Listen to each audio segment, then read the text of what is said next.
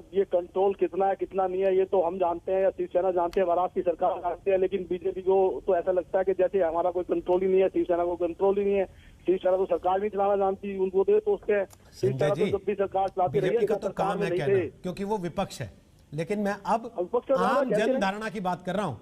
जो आम आदमी ये बात सुन रहा है कि एपीआई 100 करोड़ की वसूली का टारगेट लेके चल रहा था, कमिश्नर को यह बात पता थी, गृह मंत्री के आदेश पर वो कर रहा था, और मुख्यमंत्री को नीलबट्टे सन्नाटा, पता ही नहीं कुछ। पवार साहब से प्रेस कॉन्फ्रेंस करा दी गलत जानकारी देकर।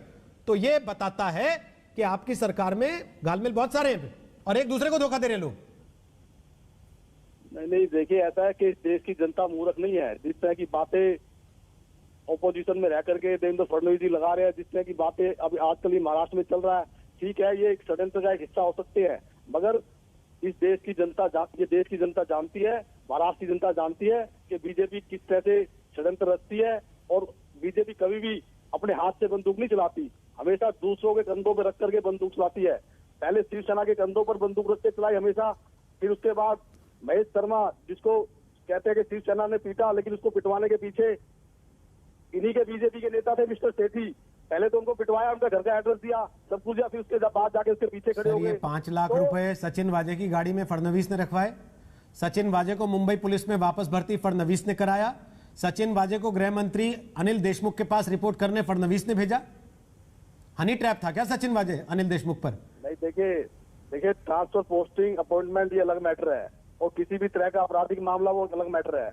अगर एडमिनिस्ट्रेटिव मैटर, अगर उनको अपॉइंट किया गया या ट्रांसफर की गई या पोस्टिंग दी गई, वो एक अलग चीज है, लेकिन इससे किसी को ये इख्तियार नहीं मिलता कि वो करप्शन में या किसी आपराधिक उसके अंदर शामिल होगा तो सरकार उसके साथ शामिल होगी। संजय जी, अगर आपकी सरकार को पता होता कि ये सारी चीजें हो रही हैं, उन्होंने कार्रवाई कर दी होती तो आज आपकी वाहवाही हो रही होती, लेकिन आपकी सरकार में बैठ के सब कुछ हो रहा था, इसलिए तू हो रही है।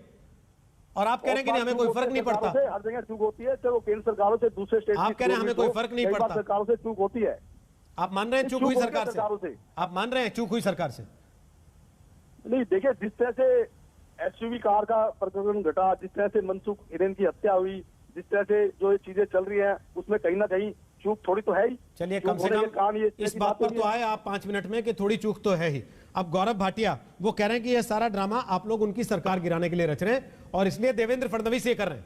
नमस्कार, मैं हूं अंजना ओम कश्यप। हमें उम्मीद है ये वीडियो आपको पसंद आया होगा।